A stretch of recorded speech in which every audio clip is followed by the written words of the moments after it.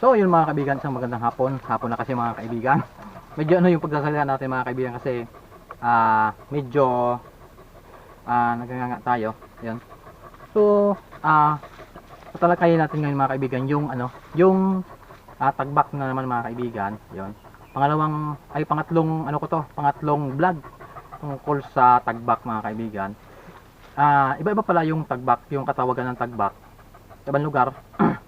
Ang iba, yung tagbak, yung nasa puno, yung nila, yung yung bunga, hindi sa taas. Itong tagbak na ito mga kaibigan, ang bunga nito nasa taas. Yung isa naman nasa baba. Yung ang tawag nun sa amin ay puso-puso.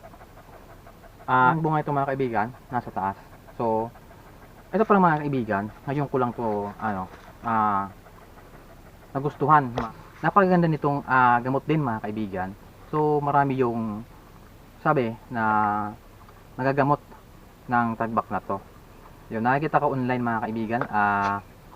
Binibenta na rin to sa ngayon. So marami na rin yung lumalabas na tea or tsaa sa market no mga kaibigan. Ayun. Sa gustong kumuha nito, yan. Tandaan nyo lang mga kaibigan yung mga ganito. Ayan. Mga ganitong itsura. Tagbak yan mga kaibigan, ganito. Tagbak yan, mahaba yung mahaba yung dahon. Mahaba yung dahon, tsaka yung tangkay niya medyo yung katawan pala mahaba.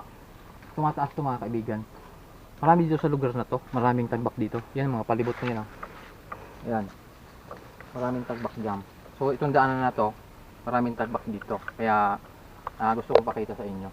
So yung pala nito mga kaibigan, yung nilalaga nito, pwede rin yung dahon at saka yung ugat. Pero mas maganda mga kaibigan, yung ugat, yung pinakampuno niya. Yun ang magandang ilaga. Yung tatry ko rin to sa mga susunod mga kaibigan. Kumbaga alternate ko siya sa alingatong na fruit. Yun. Iinom din natin yon.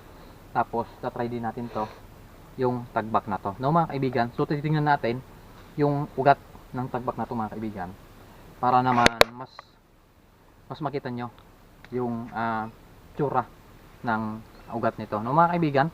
Huwag na natin pahabain. Tingnan na natin yung ugat ng tagbak no.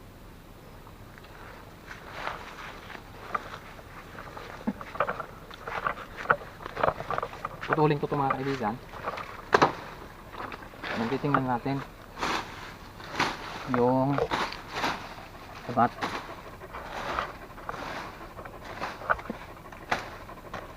Sabi nga mga kaibigan, maganda rin daw tong tawag nito, pang kontra sa ahas daw. Hindi ako naniniwala doon mga kaibigan kasi dito sa lugar na to maraming ahas dito. Maraming ahas dito mga kaibigan sa lugar na to. So, yun. Kaya hindi ako naniniwala na pangontra sa ahas to. Pero magandang gamot din to mga kaibigan. Yan. Yan mga kaibigan yung niya. Yung maliit na patubo pa lang. Yan. Madali itong itanim mga kaibigan. Madali siyang mabuhay. Ito lang. Ilalagay mo lang sa paso to. Kasama to. Putulin mo rito. Mabubuhay ito. Mabilis itong dumami mga kaibigan. Sa loob ng 1 taon. Napakaraming ito. Mabilis itong tumubo. Ayan.